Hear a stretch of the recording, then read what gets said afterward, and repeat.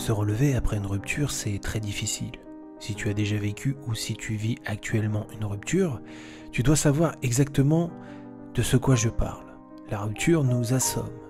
On reçoit un chaos émotionnel qui nous désoriente complètement. Avec celle-ci, on y perd notre envie, nos motivations et même parfois notre personnalité. On ne nous reconnaît plus et on ne se reconnaît plus. Comment redevenir comme avant ? Comment retrouver le goût de vivre, le goût d'aimer ? Comment arrêter de souffrir ? Essayons ensemble de réparer ton cœur brisé.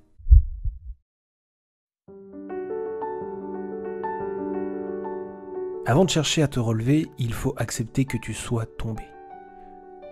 Par mécanisme de protection, on est souvent dans le déni lorsqu'on subit une rupture. En fait, les étapes d'un deuil sentimental sont assez similaires à celles d'un deuil classique. J'en ai déjà parlé dans la vidéo sur le deuil amoureux. Elle est disponible sur la chaîne, je te mets le lien juste ici. Mais oui, après le choc de l'annonce de ta rupture, il va y avoir une sorte de déni, conscient ou non, de ta part. Cette rupture, tu l'as subie et forcément, elle est dure à accepter. Pourtant, il va falloir accepter la situation telle qu'elle est. Ça veut dire accepter la souffrance, tu vas vivre des moments difficiles, accepter ta situation amoureuse, tu es de nouveau célibataire et tu n'es dans aucune relation, accepter ce que tu ressens, tu es encore amoureux, amoureuse de ton ex, accepter ce que ton ex ressent, il ou elle ne t'aime plus, du moins pas suffisamment pour être en couple avec toi. Continuer à aimer quelqu'un alors qu'on ne reçoit plus d'amour en retour, parfois même du mépris, c'est douloureux. L'erreur ici serait, en plus de te blâmer personnellement pour ce que tu ressens, te sentir idiot ou idiote, et quelque part te détester pour cet amour. Accepter la situation, c'est aussi accepter ses sentiments et le fait qu'on ne peut pas toujours les contrôler. Ne t'en veux pas d'aimer quelqu'un qui ne t'aime pas ou qui ne t'aime plus. Fais preuve de plus de bienveillance envers toi, de compassion, comme tu le ferais pour un ami à toi dans la même situation.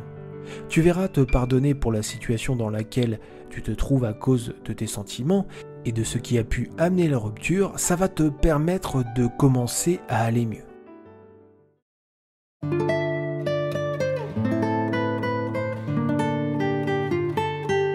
C'est bien beau d'accepter la situation, mais une fois que c'est fait, où est la suite ? Où aller ? Que faire pour arrêter la souffrance et reprendre le goût à la vie ?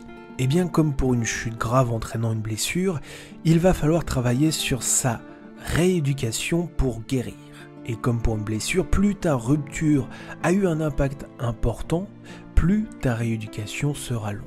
Dans le cas d'une blessure physique, la rééducation a un objectif clair qui simplifie le travail à fournir. Pour une blessure sentimentale, l'objectif est beaucoup plus flou, ce qui peut rendre difficile le travail. Ce dont tu as besoin donc, c'est de redéfinir de nouveaux objectifs et commencer à travailler dessus.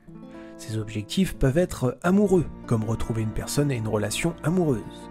Ils peuvent être aussi sociaux, rencontrer de nouvelles personnes et se faire de nouveaux amis. Ou même plus personnels, lancer un projet qui te tient à cœur depuis toujours, apprendre une nouvelle compétence que tu souhaites maîtriser, t'investir plus sérieusement dans une de tes passions. De même, il n'est pas interdit d'avoir plusieurs objectifs, mais évite de trop t'éparpiller quand même.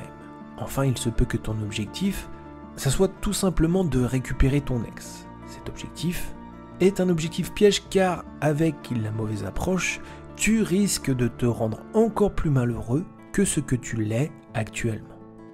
Si tu veux ma vision détaillée de comment mener à bien ce dernier objectif, je te conseille ma vidéo sur le sujet « Comment récupérer son ex ». Une méthode saine et complète qui, je pense, peut t'aider à avancer quoi qu'il arrive.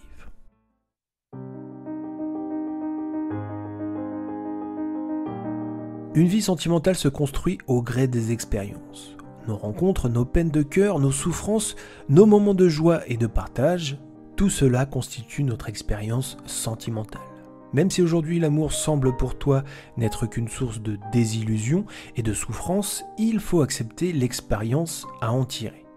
Je me permettrai une citation de Marcel Proust. « Les années heureuses sont les années perdues.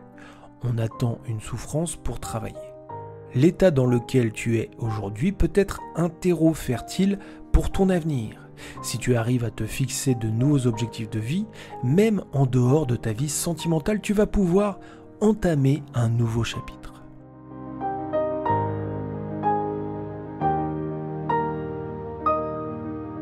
Réussir à trouver une nouvelle vision et un nouveau objectif à conquérir est sûrement le meilleur moyen de regagner ta motivation. C'est bête à dire, mais pour avancer vers où que ce soit, on a besoin d'une direction. Il faut trouver cette direction, cet objectif et commencer à avancer. Enfin, si jamais le problème semble plus profond et que tu n'arrives pas à sortir de l'état de dépression amoureux dans lequel tu es, il n'est pas interdit d'aller consulter un spécialiste de santé.